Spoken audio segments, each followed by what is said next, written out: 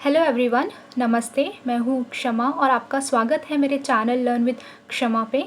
आज हम पढ़ेंगे एंथ्रोपोलॉजी पेपर 2 का topic 3.1 structure and nature of traditional Indian social system, वर्णाश्रम, पुरुषार्थ, कर्मा, ऋणा एंड रीबर्थ। उससे पहले मेरा छोटा सा इंट्रोडक्शन। मेरा नाम क्षमा है। मैं मैकेनिकल इंजीनियर हूँ और अभी सिविल सर्विसेज का प्रिपरेशन कर रही हूँ, इसलिए मेरे चैनल का नाम है लर्न विद क्षमा कॉज आई एम लर्निंग। मैं यूट्यूब पे फ्री लेक्चर्स प्रोवाइड कर रही हूँ और यूपीएससी सीएससी। आशा है मेरे चैनल पे आप कुछ अच्छा सीखेंगे, तो उसके लिए प्लीज़ मेरा चैनल अभी लाइक और सब्सक्राइब करें और अपने दोस्तों से भी शेयर करें।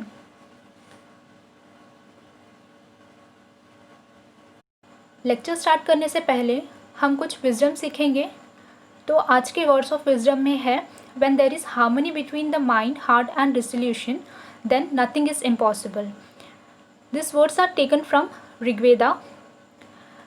दैट मीन्स जब हमारा माइंड या अटेंशन और हार्ट, जहाँ हमारा स्पिरिट या आत्मा रिसाइड करती है, और रिजोल्यूशन या संकल्प, जब ये तीनों हमारा चित्त, हमारी आत्मा और हमारा संकल्प ये अलाइनमेंट में आ जाते हैं, तो एक हम हार्मनी या पीस अपने अंदर महसूस करते हैं।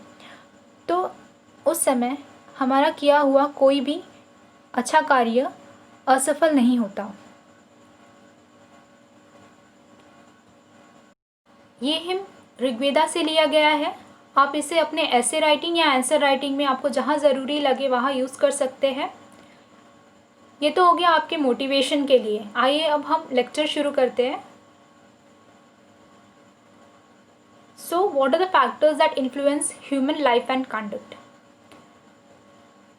In our Indian traditional social system, we have 4 factors.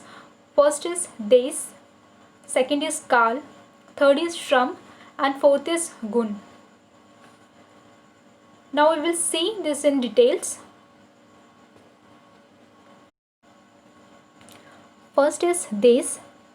It is a place or region that constitutes the regional approach to the study of society. It means देश एक जगह या राज्य है जहाँ इंसान रहता है।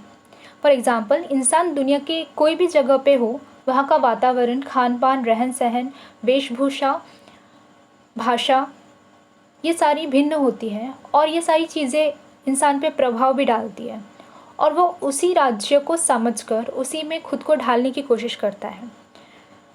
सेकंड, काल। It is a time, historical approach to the study of society. जैसे हमें पता है कि हमारे पास 3 काल है, भूतकाल, भविष्यकाल या वर्तमान काल, जिसे हम पास्ट, प्रेजेंट और फ्यूचर बोलते हैं। तो अगर एग्जाम्पल लिया जाए तो जैसे कि हमारा इवोल्यूशन हुआ था, अमीबा से स्टार्ट हुआ था, जैसे ही टाइम बीतता गया, आते आते हम ह्यूमन इवोल्यूशन पे आ गए हैं। तो टाइम एक फैक्टर है जो स्पॉन्टेनियसली चेंज हो रहा है और इससे इंसान प्रभाव में आता है और उसका अपने सोसाइटी पे जो सही रोल होता है वो सीखता है। ठीक है, टाइम के साथ वो सीखता है चेंजेस अपने, और उसी की तरह वो अपना रोल प्ले करता है।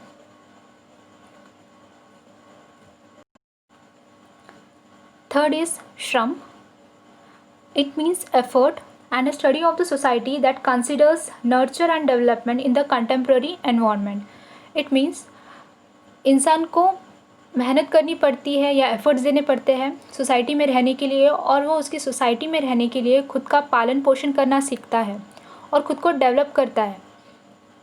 जैसे एग्ज़ाम्पल ले लिया जाए तो जब अभी लॉकडाउन हुआ था तो सभी लोग ऑनलाइन सोर्सेज की तरफ मुड़े, एजुकेशन को लेके, पेमेंट्स, जॉब्स एक्सेट्रा, ऐसी कई चीज़ें हैं।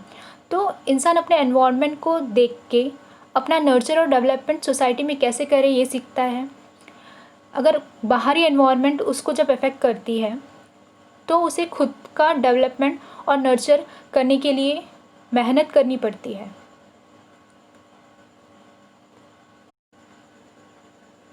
फोर्थ इज गुण। इट मीन्स नेचुरल ट्रायड और quality of a person which refers to the inherent psychobiological equipment of man. इंसान के जो गुण होते हैं वो वैसा ही व्यवहार करता है सोसाइटी में। उसके अच्छे गुण सोसाइटी के लिए अच्छा साबित होते हैं और बुरे गुण बुरा। तो हमारा ट्रेडिशनल इंडियन सोशल सिस्टम ये बोलता है कि इंसान को इंसान बनाने के लिए ये चारों फैक्टर्स उस पर प्रभाव डालते हैं। देश और काल के बारे में ज़्यादा बात नहीं की गई है या लिखा नहीं गया है क्योंकि इसे हम विजुअलाइज नहीं कर सकते, लेकिन श्रम और गुण के जो धर्म है उसके बारे में हिंदू ऑथर्स ने डिटेल में एक्सप्लेन किया है। Now we will see about the organizations in the traditional Indian social system. So there are two organizations. First one is ashrama and second one is varna. Ashram is originally derived from Sanskrit word shram, which means effort. It is a halting place. So we all know we have ashrams in temples and monasteries.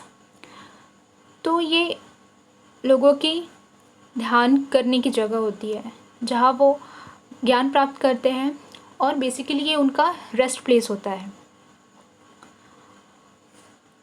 Verna is also derived from Sanskrit term varnam, which means color. It also means class. So these are the two aspects in the scheme of the social organization. Now ashram consider man as a social being with reference to his training and development in the natural and social environment in order to enable him to fulfill the final aim of his existence. अब हमें पता है कि final aim of man's existence is to attain moksha. तो आश्रम में man की training और डेवलपमेंट नेचुरल तरीके से की जाती है उसके सराउंडिंग एनवायरनमेंट में, जहाँ की उसे आगे चल के मोक्ष प्राप्ति हो। It refers to the problem of nurture. Okay, now Varna understand and study man with reference to his social endowments, dispositions and attitudes. It refers to the problem of nature of man. So, वर्ना में इंसान का स्वभाव, उसकी जो qualities है और उसका जो एटीट्यूड है सोसाइटी में, इसकी स्टडी होती है, इंसान को समझा जाता है और उसे उसी हिसाब से क्लासिफाई किया जाता है। तो varna refers to the problem of nature of man. Here ashramas refer to the nurture of man and varna refers to the nature of man. Okay, and together ashram and varna will form varnashrama that we will see in our next slides.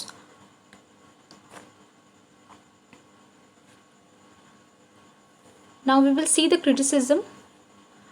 The French school of social science led by Émile Durkheim and Levi Brule have intensely criticized this philosophical approach to the study of social systems. Okay, these are the scholars who have criticized the social system study. These writers have advocated the scientific and empirical approach to the social science where the consideration of ultimate and high values of social life are excluded. So what it means is, ये दोनों scholars ने एक scientific approach रखा है social science को study करने के लिए, जहाँ की जो अल्टीमेट और हाई वैल्यूज़ है जो हम इंडियन ट्रेडिशनल सिस्टम में देखते हैं, उन्होंने ये एक्सक्लूड किया है। Now we will see from where Varna was originated. We have three theories here. First one is the divine theory, second is the karma theory, third one is the Triguna theory. So let us see all this in details. First, the divine theory. So according to the oldest stream of Purusha Sukta in Rigveda, Purusha Sukta जो कि ऋग्वेदा में है, उसके according जो ब्राह्मण वर्णा थे वो रिप्रेजेंट करते हैं पुरुष के माउथ को। पुरुष यहाँ पे he is considered to be the universal man. So Brahman varna represented the mouth of Purush. Then Kshatriya his arms, Vaishya his thighs and Shudra his feet. Kshatriya हो गए उनके हाथों से, वैश्य हो गए उनके थाइस से और शूद्रा हो गए उनके पैरों से। तो ये जो थ्योरी दी गई है ऋग्वेदा में, it was popularly known as the divine theory.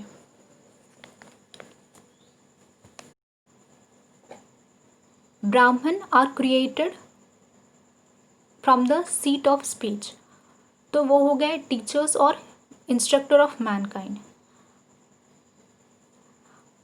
The arms are symbol of valour and strength. Kshatriyas mission in this world is to carry weapons and protect the people. तो क्षत्रिय का काम ये हो गया कि वो लोगों की रक्षा करे। Vaishyas are created from thighs of Purusha that represent lower portion of the body that consumes food, therefore they may be created to provide food to the people. तो वैश्य हो गया provider of food. Shudras were created from the food that symbolises to be footman to serve the other three varnas. So Shudras were created to serve the other varnas.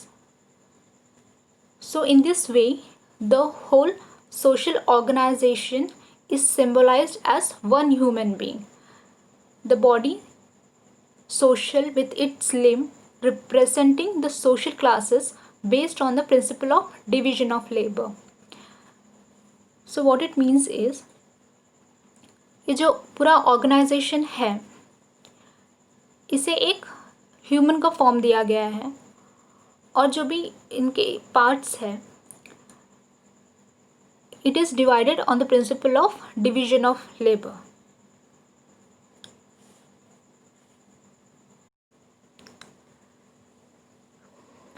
Now the karma theory. According to sage Bhrigu in Mahabharata, the great Brahma first created few Brahmins. Later on, 4 divisions of mankind were developed as per the complexion. Like Brahmins was white, Kshatriya was red, Vaishyas was yellow and Shudra was black. तो जो ऋषि भृगु थे महाभारत में, उनके according Brahma ने सबसे पहले कुछ ब्राह्मणों को बनाया। फिर लेटर ऑन उनके कॉम्प्लेक्शन के हिसाब से उनका डिवीज़न हुआ। ब्राह्मण वाइट है, क्षत्रिय हो गए रेड, वैश्य येलो और शूद्र हो गए ब्लैक। तो एट फर्स्ट ब्राह्मण वर created equally. Later on men on account of their acts or karma have been divided into various varnas. So there are 4 varnas originated from Dvijas. Dvija means the twice born.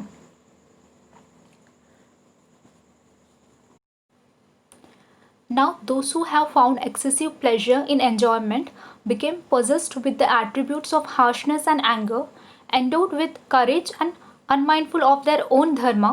Those Dvijas possessing the quality of redness became the Kshatriyas. अब ये जो क्षत्रिय है वो कैसे हुए?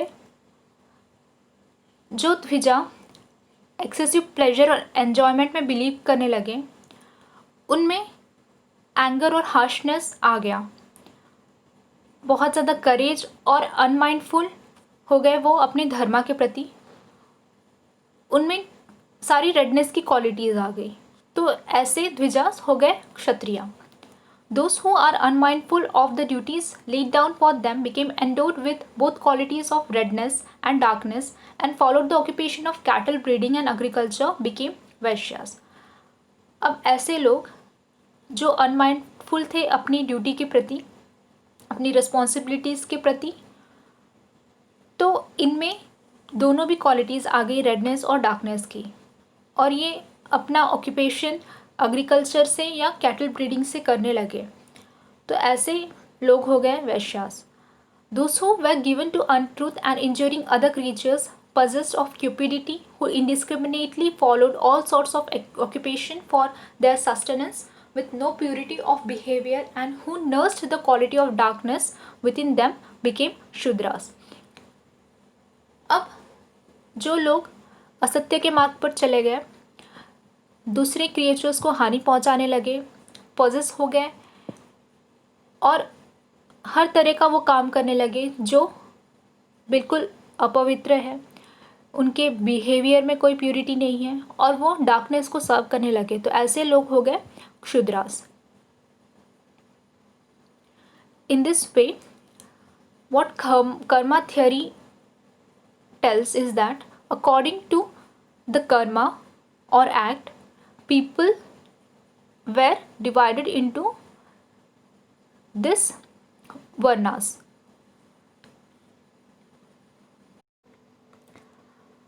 Now, according to Sir Herbert Hope Risley, the Varna system in India was introduced by Aryans who have originated in Iran or Persia, who already had a similar system in their society. So before their invasion in India, the Aryan society was divided into 4 social classes. That is Artharavans, Rathestars, Vastriya, Hyuti. So these are the 4 classes. Now third one is the Triguna theory. Triguna means 3 gun. It maintains that social classes have evolved from the inherent qualities, the gunas of mankind. तो त्रिगुणा theory ये बोलती है जो social classes evolve हुए हैं वो human के qualities या उनके गुण के ऊपर डिवाइड की गई है। According to Bhagavad Gita, the 4 varnas are divinely created on the basis of inherent qualities and allocation of work based on this qualities और कर्मा बेस्ड ऑन गुण। अब भगवद गीता के अनुसार जो 4 वर्ना डिवाइनली क्रिएट किए गए हैं वो ह्यूमन के क्वालिटीज़ के बेसिस पे किए गए हैं और उन्हें जो कार्य सौंपा गया था उनके कर्मास के अकॉर्डिंग उनको 4 वर्नास में डिवाइड किया गया है। Ancient Indian literature talks of 3 गुनास of man. Ancient Indian literature में 3 गुण के बारे में दिया गया है। पहला है सत्व गुण, दूसरा रजस गुण और तीसरा तमस गुण। तो गुणों के अनुसार, उनके क्वालिटीज़ के अनुसार उन्हें डिफरेंट वर्नास में इंक्लूड किया है। तो सत्व गुण हो गए जो पीपल नोबल थॉट्स के हैं, उनके डीड्स वर्च्यूज़ हाई क्वालिटी के हैं, मोरल गुडनेस है उनमें, विजडम है, ट्रूथ है, ये सारी जो अच्छी क्वालिटीज़ हैं ये लोग हो गए ब्राह्मण। अब जो रजस गुण वाले लोग थे उनमें लग्जरी, एक्सिबरेंस, हाई लिविंग स्टैंडर्ड चाहिए उन्हें, बहुत ज़्यादा पैशन, प्राइड और वैलर, ये जो सारे क्वालिटीज़ हैं ये रजस गुण में है और ये लोग हो गए क्षत्रिय या वैश्य। अब जो तीसरा गुण है तमस गुण, तो ये लोग फिज़िकल लेबर में इन्वॉल्व थे, इनमें लैक ऑफ इमेजिनेशन था, डलनेस था, तो ये सारे हो गए क्षुद्रा। तो इस प्रकार त्रिगुणा थ्योरी में ये 3 गुणों के अनुसार वर्नास को डिवाइड किया गया है। जन्मन जयते शूद्रा, everyone is born a Shudra says a philosophical literature. अब एक फिलोसॉफिकल लिटरेचर में ये कहा गया है कि सभी शूद्रा ही है। जन्मन जयते शूद्रा, it is only based on one's quality or gun one may develop over a period of time through socialization. Can an individual be classified into any one of the 4 varnas? तो ये जो फिलोसॉफिकल लिटरेचर में ये लिया गया है तो इसके अकॉर्डिंग किसी एक व्यक्ति के गुणों के अनुसार उन्हें क्लासिफाई किया गया है 4 वर्नास में। Now we will see the classification of dharma with reference to varna scheme. So we have these 4 divisions of varna: Brahmin, Kshatriya, Vaishya and Shudra. So these Brahmins were the teachers. They had to have self-control and they practice penance. ये तपस्या करते थे, खुद के ऊपर काबू था इनका, और ये गुरु या ऋषि थे। ठीक है, जो क्षत्रिय है they study, make gifts, protect people and perform sacrifices. Kshatriya क्या करते थे, वो लोगों की रक्षा करते थे और सेक्रीफाइसेस परफॉर्म करते थे। जो भी यज्ञ हैं वो परफॉर्म करते थे। Like for example you can see the life of Mahabharata and Ramayana, तो ये सारे क्षत्रिय ही थे। अगर आपको याद नहीं रहता तो जस्ट इमेजिन दैट थिंग। तो जो ये वैश्य हो गए, फिर they study, they make gifts, celebrate sacrifices and acquire wealth by fair means. ठीक है, ये कॉमन पीपल थे। जो शूद्रा है, they were created as servants of this three varnas. Okay, तो they never had amass wealth, whatever he possessed they had to give it to their masters. Then they can perform sacrifices, मतलब वो sacrifices perform कर सकते थे, but they were not given permission to recite some वैदिक मंत्रास। तो ये exception था कि वो वैदिक मंत्रास रिसाइट नहीं कर सकते थे। कुछ कॉमन ड्यूटीज़ हैं जो ये चारों वर्नास के लिए है। तो all of this had to have control over their anger, गुस्सा नहीं करना, हमेशा सत्य बोलना, न्याय के लिए खड़े रहना, सबको क्षमा करना, हमेशा एक प्योर कंडक्ट रखना खुद की लाइफ में, किसी से झगड़ा नहीं करना, हमेशा अपराइटनेस रहना, मेंटेन वंस डिपेंडेंट, जो भी उनके डिपेंडेंट होते थे उनका पालन पोषण करना, और अपने वाइफ से चाइल्ड बिगेट करना। तो ये कॉमन सा ड्यूटी था ये चारों वर्नास में। अब कुछ रिलैक्सेशन दी गई है। अगर किसी सिचुएशन में ब्राह्मण को Kshatriya mode of life adopt करना होता था तो they can adopt it, and Kshatriya can adopt Vaishya, and likewise they can live their life. तो ऐसा रिलैक्सेशन दिया गया था उन्हें। Okay, now the principle of Varna system on one's karma means that if one is born in a lower Varna, then by following dharma of his own Varna in this birth, he may be able to born again in a higher Varna in the next birth. And one who is born in a higher Varna must live up to the duties of his Varna if he does not want to be degraded in the next birth. अब ये जो धर्मा scheme है, इसके principal के according जो भी वर्ना system में ये डिवीज़न हुआ है, तो इनको अपने वर्ना में रह के जो भी ड्यूटीज़ दी गई है, जो भी धर्म है इनका, उनका पालन करना है। अगर वो नहीं करते तो they will be degraded in the next life, और जो करते हैं they will be upgraded in their next life. तो on account of their dharma their varnas were divided. ये स्कीम ऐसा बोलता है। अब what can be concluded from this is social classes that have developed into a rigid stratification based on a concentration of power, authority, prestige and economic and material reward form the higher classes. अब जो भी बहुत ही authority रहता, जिनके पास power है, Prestige है, तो ये डिवाइड हुए हैं हायर क्लासेस में। ये लोग हो गए हायर क्लासेस में। The Varna organization is so conceived that there could be no room for any Varna to consider itself to be superior over the other. But जो Varna organization है, ऐसे कोई भी खुद को superior नहीं मान सकता। तो each Varna is designed to occupy a particular position in the society, not with reference to any advantage or special rights, but with reference to its capabilities and likelihood to carry out a particular position and its social obligations.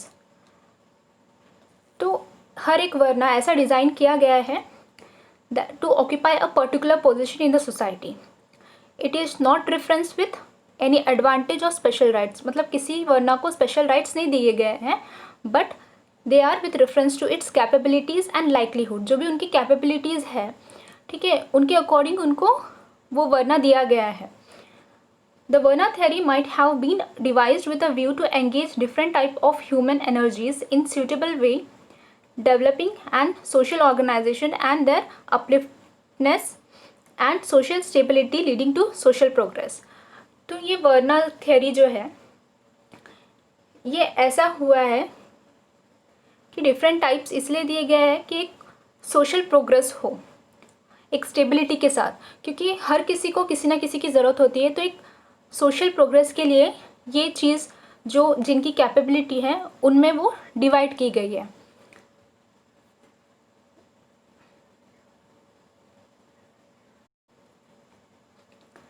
Now we will see the classification of dharma with reference to Varna scheme.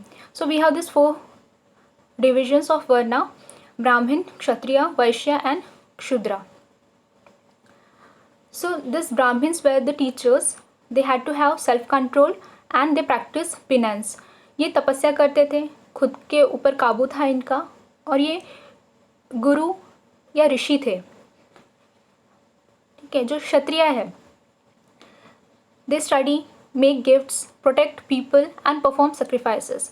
क्षत्रिय क्या करते थे? वो लोगों की रक्षा करते थे और sacrifices perform करते थे, जो भी यज्ञ हैं वो परफॉर्म करते थे। Like for example you can see the life of Mahabharata and Ramayana, तो ये सारे क्षत्रिय ही थे।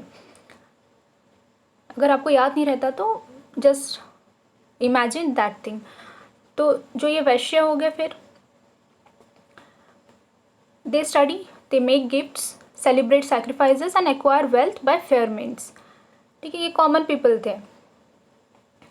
जो शूद्रा है, they were created as servants of this 3 varnas. Okay, तो they never had amass wealth, whatever he possessed they had to give it to their masters. Then they can perform sacrifices, मतलब वो sacrifices perform कर सकते थे, but they were not given permission to recite some वैदिक मंत्रास। तो ये exception था कि वो वैदिक मंत्रास रिसाइट नहीं कर सकते थे। कुछ कॉमन ड्यूटीज़ हैं जो ये चारों वर्नास के लिए है। तो all of this had to have control over their anger, गुस्सा नहीं करना, हमेशा सत्य बोलना, न्याय के लिए खड़े रहना, सबको क्षमा करना, हमेशा एक प्योर कंडक्ट रखना खुद की लाइफ में, किसी से झगड़ा नहीं करना, हमेशा अपराइटनेस रहना, मेंटेन वंस डिपेंडेंट, जो भी उनके डिपेंडेंट होते थे उनका पालन पोषण करना, और अपने वाइफ से चाइल्ड बिगेट करना। तो ये कॉमन सा ड्यूटी था ये चारों वर्नास में। अब कुछ रिलैक्सेशन दी गई है। अगर किसी सिचुएशन में ब्राह्मण को Kshatriya mode of life adopt करना होता था तो they can adopt it, and Kshatriya can adopt Vaishya, and likewise they can live their life. तो ऐसा रिलैक्सेशन दिया गया था उन्हें। Okay, now the principle of varna system on one's karma means that if one is born in a lower varna, then by following dharma of his own varna in this birth, he may be able to born again in a higher varna in the next birth. And one who is born in a higher varna must live up to the duties of his varna if he does not want to be degraded in the next birth.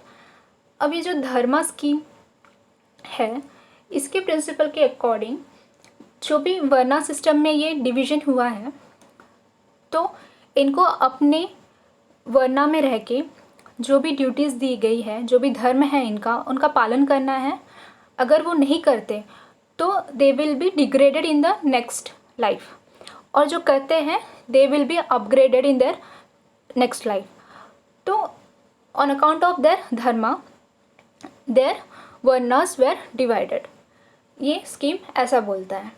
अब what can we conclude from this is social classes that have developed into a rigid stratification based on a concentration of power, authority, prestige and economic and material reward form the higher classes. अब जो भी बहुत ही authority रहता, जिनके पास power है, Prestige है, तो ये डिवाइड हुए हैं हायर क्लासेस में। ये लोग हो गए हायर क्लासेस में। The Varna organization is so conceived that there could be no room for any Varna to consider itself to be superior over the other. But जो Varna organization है, ऐसे कोई भी खुद को superior नहीं मान सकता। तो each Varna is designed to occupy a particular position in the society, not with reference to any advantage or special rights, but with reference to its capabilities and likelihood to carry out a particular position and its social obligations. तो हर एक वर्ना ऐसा design किया गया है to occupy a particular position in the society. It is not reference with any advantage और special rights. मतलब किसी वर्ना को स्पेशल राइट्स नहीं दिए गए हैं, but they are with reference to its capabilities and likelihood. जो भी उनकी कैपेबिलिटीज़ है, ठीक है, उनके अकॉर्डिंग उनको वो वर्ना दिया गया है. The Verna theory might have been devised with a view to engage different type of human energies in suitable way, developing and social organization and their upliftness and social stability leading to social progress. तो ये वर्ना theory जो है, ये ऐसा हुआ है कि different types इसलिए दिए गए हैं कि एक सोशल प्रोग्रेस हो एक स्टेबिलिटी के साथ, क्योंकि हर किसी को किसी ना किसी की ज़रूरत होती है. तो एक सोशल प्रोग्रेस के लिए ये चीज़ जो जिनकी कैपेबिलिटी है उनमें वो डिवाइड की गई है. Now we will see what is karma and rebirth in varna system. It is an important topic. It was asked in 2019. So karma it is derive from Sanskrit word kar. तो ये संस्कृत वर्ड से डिराइव किया गया है. इट मीन्स डीड और action and consequences of action. Karma means deed या action, जो हम एक्ट करते हैं और उसके consequences. Karma refers to the totality of our actions and the related reactions in this and previous lifes, all of which determine our future. तो karma refer करता है हमारे एक्शंस को और उसके रिलेटेड रिएक्शंस जो है, हमने जो प्रीवियस लाइफ में कर्मा किए थे तो उसके बेसिस पे हमारा फ्यूचर डिटरमाइन किया गया है. Birth is the union of the eternal and spiritual Atman with the material and temporal body. तो बर्थ जो है ये यूनियन है हमारे आत्मन के साथ, जो हमें एक मटेरियल और टेम्पोरल बॉडी में दिया गया है.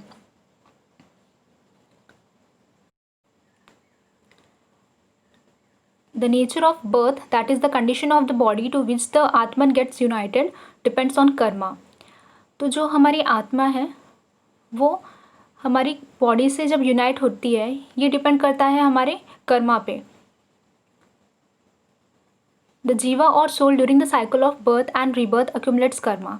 अब जो भी हमारा साइकिल है बर्थ और रीबर्थ का, ठीक है, जो सोल ट्रैवल करती है हर बर्थ में, तो वो कर्मा अक्यूमुलेट कर लेती है. So it is believe that the soul from eternity is undergoing birth and rebirth due to this inviolable law of karma. तो ये जो इनवॉलेबल लॉ ऑफ कर्मा है, इस वजह से जो हमारी सोल है वो बर्थ और रीबर्थ लेती है.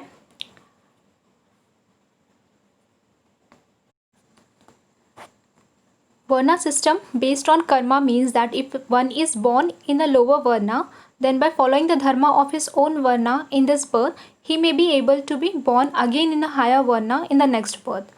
तो जो वर्ना सिस्टम बेस्ड ऑन कर्मा है, ये बोलता है कि अगर कोई इंसान लोअर वर्ना में बॉर्न हुआ है तो वो अपने धर्म को पालन करके, उसे फॉलो करके नेक्स्ट बर्थ में एक हायर वर्ना में जन्म ले सकता है. One who is born in a higher varna must live up to the duties of his varna if he does not want to be degraded in the next birth. और जो भी कोई हायर वर्ना में बॉर्न हुए हैं उन्हें अपने धर्म का पालन करना ज़रूरी है अगर वो अपने नेक्स्ट बर्थ में लोअर वर्ना में ना आना चाहते हैं तो, that they will not be degraded in their next birth. So they have to follow their dharmas. So you can show this flow chart of the Varna system in karma and rebirth as well. So according to their karma, people have become Brahmin or Kshatriya or Vaishya or Shudra. ठीक है. So they have to take birth to remove this karma, and according to their karma they were placed in their varnas in higher or lower levels.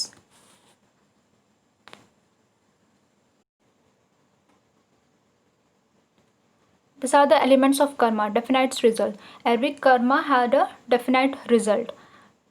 Immortality, it is not destructible. ठीक है, ये immortal है.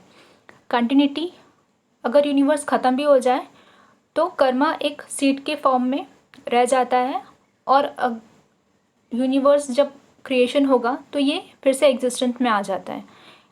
इंडिस्ट्रक्टिबिलिटी of Karma, कभी distract नहीं होता। Immortality of soul, soul is immortal, it is only body that's subject to death.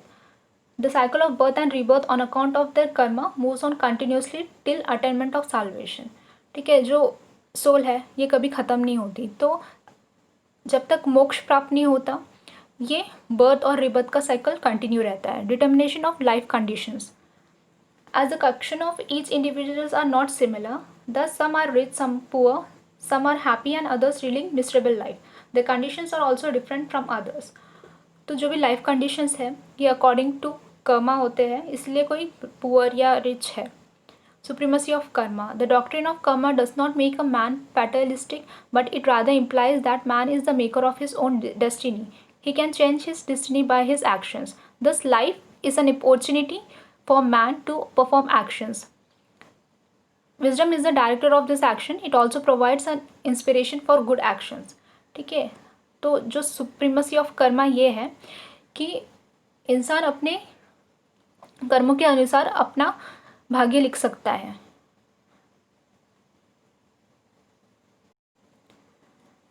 अब Karma theory पे criticism किया है मैकडोनाल्ड ने। More emphasis on the life to come than to present life, यानी ज़्यादा तवज्जो इस बात को दी गई है कि जो आने वाली लाइफ है, ना कि इसको जो हम अभी जी रहे हैं। बेस्ड ऑन सुपरस्टिशंस, तो ये जो कर्मा थियरी है और रिबर्थ है ये सारा सुपरस्टिशंस पे बेस्ड है। Supports and justify caste system, जो ये वर्ना सिस्टम ये कास्ट सिस्टम को जस्टिफाई और सपोर्ट करता है।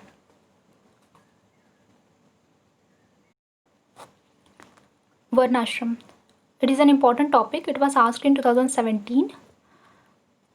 So ashram, it is a Sanskrit word taken from shram. तो आश्रम श्रम वर्ड से लिया गया है। It is a halting place on the way to moksha. अब इंसान की लाइफ की जर्नी में उनका फाइनल एम है टू अटेन मोक्ष या साल्वेशन। तो आश्रम में एक ऐसी जगह है जहाँ इंसान रेस्ट कर सकता है। आश्रम धर्म and varna dharma concern themselves with the management and organisation of the individual, group और society.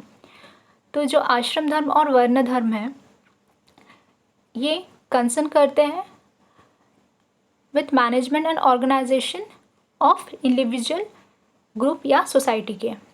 Together it is term as varnashrama vyavastha. तो ये जो आश्रम धर्म और वर्ण धर्म है ये दोनों को मिला के एक वर्णाश्रम व्यवस्था बनाया गया है। ठीक है, varnashrama is a way to achieve purushartha. अब ये जो वर्णाश्रम है ये एक वे है पुरुषार्थ अचीव करने के लिए।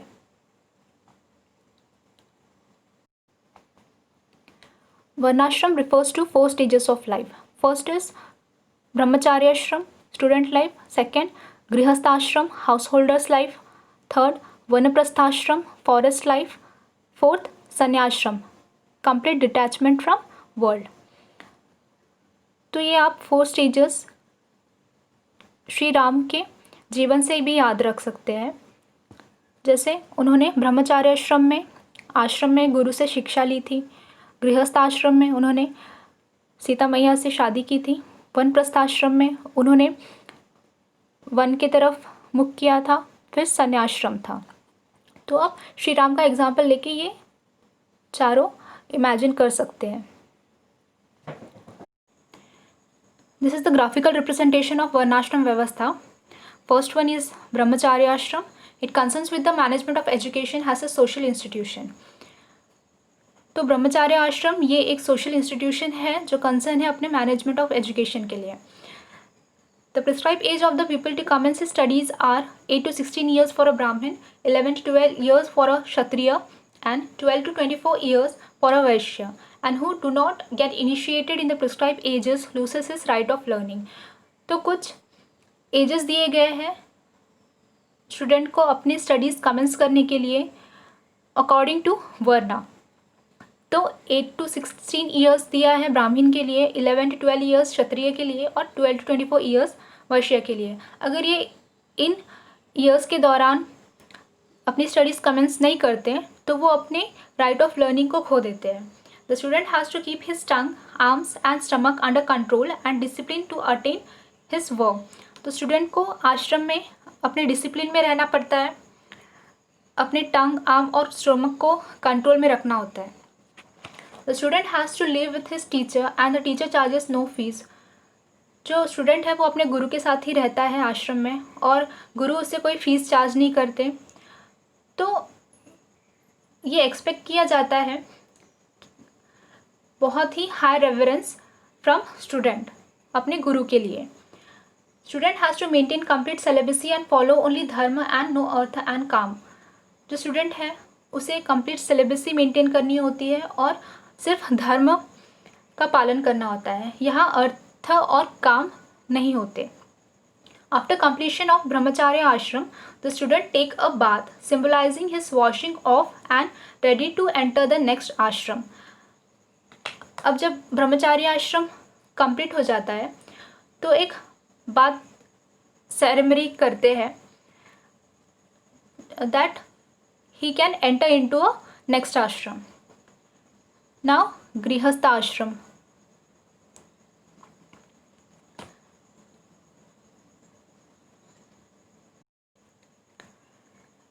गृहस्थ आश्रम starts with his marriage and to prepare himself to undertake activities of the गृह या हाउसहोल्ड। तो जो गृहस्थ आश्रम में जब स्टूडेंट प्रवेश करता है वो शादी के थ्रू होता है and he prepares himself to undertake activities of a household. The grihastha follows regulations and directions laid down by the text, the domestic activities, the duties and 5 great sacrifices as follows. तो जो गृहस्थ होते हैं उसे regulations और directions follow करने होते हैं जो भी टेक्स्ट में दिए गए हैं। अपने जो भी डोमेस्टिक एक्टिविटीज़ है वो उसे फॉलो करने हैं, जो ड्यूटीज़ दिए गए हैं उसे वो, और ग्रेट सेक्रीफाइसेस जो अभी हम पढ़ेंगे आगे उसे वो फॉलो करने होते हैं। तो जो ग्रेट सेक्रीफाइसेस दिए गए हैं वो ये हैं। पहला है ब्रह्म यज्ञ, offered in memory of distinguished and learned sages of past. जो भी पास्ट में सेजेस थे उनका ये ब्रह्म यज्ञ होता है। सेकेंड पितृयज्ञ, सैक्रिफाइस टू स्पिरिट्स और मेमोरी ऑफ एंसेस्टर्स, जो श्राद्ध बोलते हैं हम। थर्ड देव यज्ञ, ये होता है सैक्रिफाइस टू गॉड्स, होम होता है ये। Fourth bhuta yajna, offerings to spirits that are suppose to influence the human beings, जो बलि देते हैं, ये भूत यज्ञ होता है। फिफ्थ मनुष्य यज्ञ, मनुष्य यज्ञ is hospitality towards the strangers and the guests in terms of food and shelter. These are to be performed in a spirit of sacrifice to man, and performing the 5 sacrifices give permanent happiness. Now it is believed that if person follows these 5 sacrifices, he will be given permanent happiness. The Grihastha follows the basic trilogy of dharma, artha and kama. So a person in his grihastha ashram, he can follow artha and kama. He has to repay all the debts such as dev rin, aditi rin and rishi rin by dharma and karma, and follow his duties of reproduction, acquisition of family, feeding family and educating his family. So जो भी ऋण या debts होते थे उसे गृहस्थ आश्रम में कंप्लीट करना है।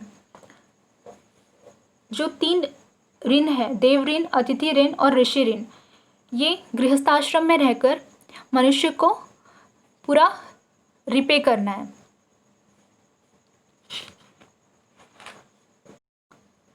Now vanaprasthashram. The grihastha leaves a shelter, family, home, village and go to the forest to live. अब जो गृहस्थ थे वो अपनी फैमिली, होम, विलेज ये सब छोड़कर वन प्रस्थान करते हैं। He strives to bring under control his senses of enjoyment. जो भी सेंस ऑफ एन्जॉयमेंट थे वो अपने कंट्रोल में लाते थे। by following eating vegetables and fruits only, no sweet and meat, deer skin or bark of tree for clothing, should sleep on floor and reside under a tree. He should live without any attachments. तो ये follow करके वो अपने sense of enjoyment को control करते थे. The 5 sacrifices performed in Grihastashram are followed and whatever he collects for eating must be offered to his visitors. अब जो गृहस्थाश्रम में 5 sacrifice दिए गए हैं उन्हें यहाँ भी वो फॉलो करते हैं और जो भी कोई विजिटर उन्हें विजिट करता था तो वो अपने खाद्य में से उन्हें ऑफर करते थे. Performing penance, reading sacred text, meditating to rise his soul in higher levels has to be followed. अब जो वन प्रस्थाश्रम में होते थे उन्हें तपस्या करनी होती थी, जो सेक्रेट टेक्स्ट है वो रीड करना होता था, मेडिटेशन करना होता था अपने सोल को एक हायर लेवल पे पहुंचाने के लिए. तो in this manner if he dies in vanaprasthashram he is expected to attain moksha by reaching the region of Brahma. तो अगर यदि वो वन प्रस्थाश्रम में अपना देह त्याग करते थे तो वो एक्सपेक्ट किया जाता था कि वो मोक्ष को प्राप्त हुए हैं.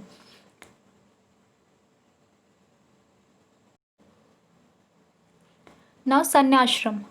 If an individual survives the vanprasthashram by casting off all the attachments with the world, he enters into sannyashram.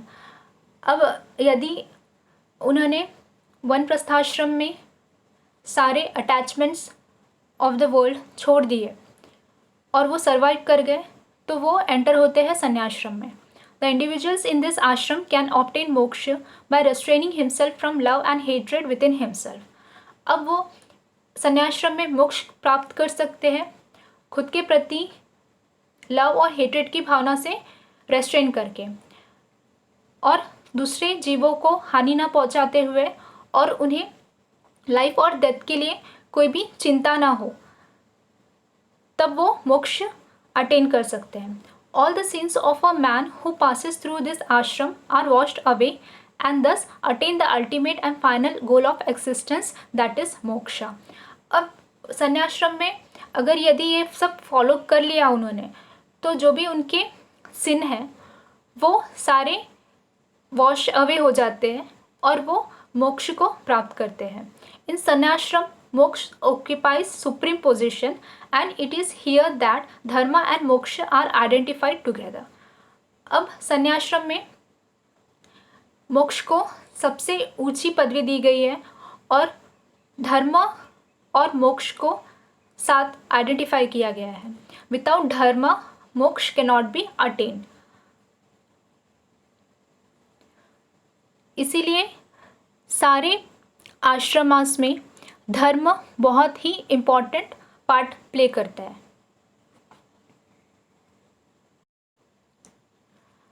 अब ये जो साइकिल है बर्थ और रिबर्थ का, ये चलता रहता है जब तक आपने मोक्ष अटेन ना कर लिया हो. तो अगर आपने फॉलो नहीं किया धर्म और कर्मा तो आपका फिर से जन्म होगा और फिर आपके कर्मा के अकॉर्डिंग आपको फिर से ये आश्रम फॉलो करने होंगे. और भी अगर आपने अपने धर्म और ऋण को नहीं पूरा किया तो भी आपके कर्मा के अकॉर्डिंग आपको फिर से ये आश्रम में मोक्ष की तरफ प्रस्थान करना होता है. तो this cycle continuous until you attain moksha.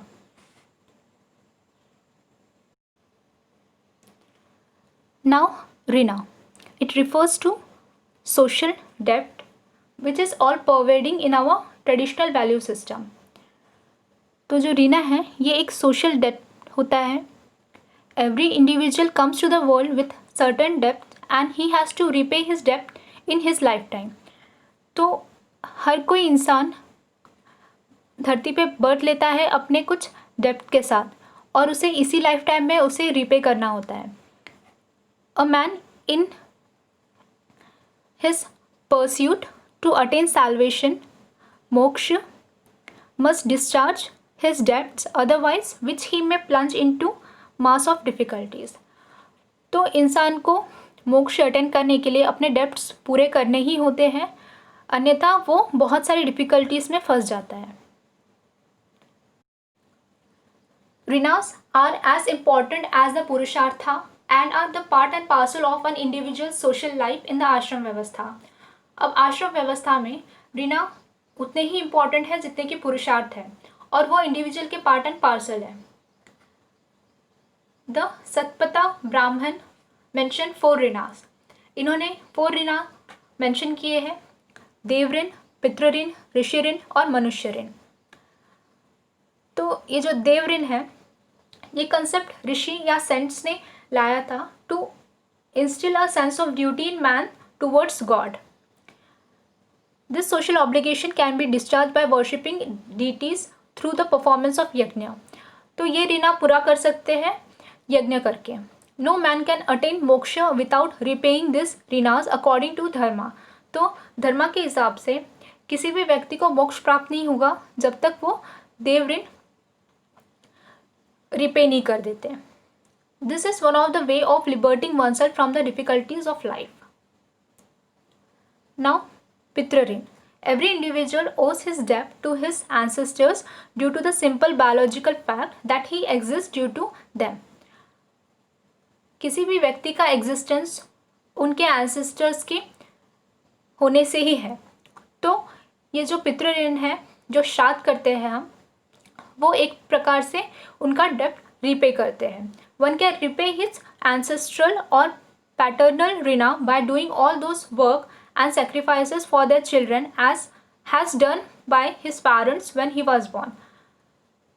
तो इंसान अपने बच्चों के प्रति जो भी कार्य है उन्हें पूरा करके ये ऋणा को रिपे कर सकता है। Now Rishi Rina. It is a Rina to the teachers and seers as they impart knowledge and make man capable of discharging his duties in the ashram scheme. तो ये जो भी अपने गुरु हैं उनके प्रति ऋणा को पूरा करना होता है। तो one can repay his rina by devoting one self to the deep study of Vedas and obeying the code and conduct of the brahmacharya ashram. तो ये ऋषि ऋणा जो है, इंडिविजुअल इसे ऐसे रिपे कर सकता है बाय स्टडिंग वेदास एंड जो भी ब्रह्मचार्य आश्रम का कोड एंड कंडक्ट था उसे फॉलो करके। It has been asserted without repaying Rishi Rina none can attain मोक्ष। अब ऋषि ऋणा को पूरा किए बिना कोई मोक्ष प्राप्त नहीं कर सकता। मनुष्य और अतिथि ऋणा। It means anyone who comes to one's household, he should not live in isolation. Therefore, Atiti Rina is very important obligation in order to strengthen social ties or social solidarity or clanship solidarity as they treated their guest as God. तो मनुष्य ऋणा जो है ये, या अतिथि ऋणा, तो जो भी कोई अतिथि आता है तो ये एक सोशल टाइज को स्ट्रेंथन करने के लिए जो भी फॉलो किए जाना चाहिए उनका सत्कार के तौर पे, ये फॉलो करके एक इंसान अपना मनुष्य ऋण पूरा करता है।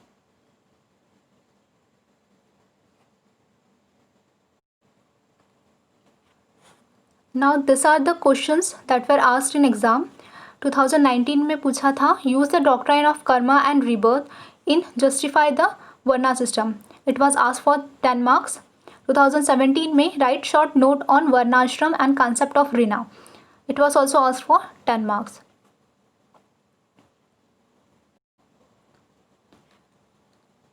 These are the tips for answer writing.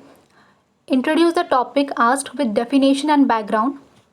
Then write main body of the answer. Then write down the conclusion. So in this 3 points you have to write your answers. Then highlight the main points. Draw diagrams, tables, flowcharts wherever necessary. Try to convey your answer in less words and more presentable form. Use examples wherever possible. Write down the names of scholars, anthropologists. Practice answer writing simultaneously with studies. Link your answer with current affairs.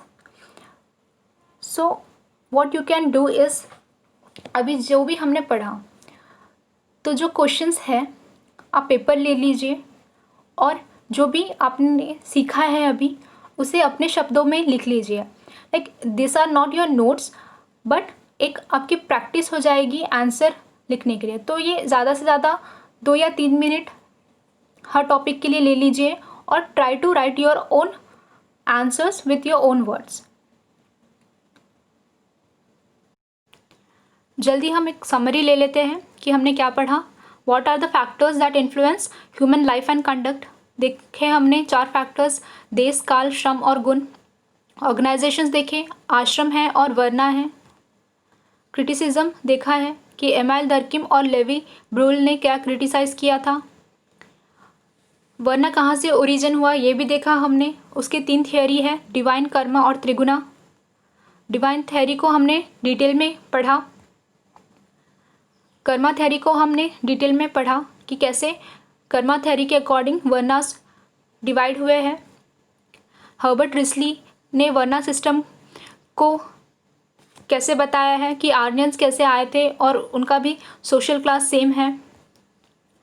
फिर त्रिगुणा theory देखा हमने, उसमें सत्वगुण, रजस गुण और तमस गुण देखा।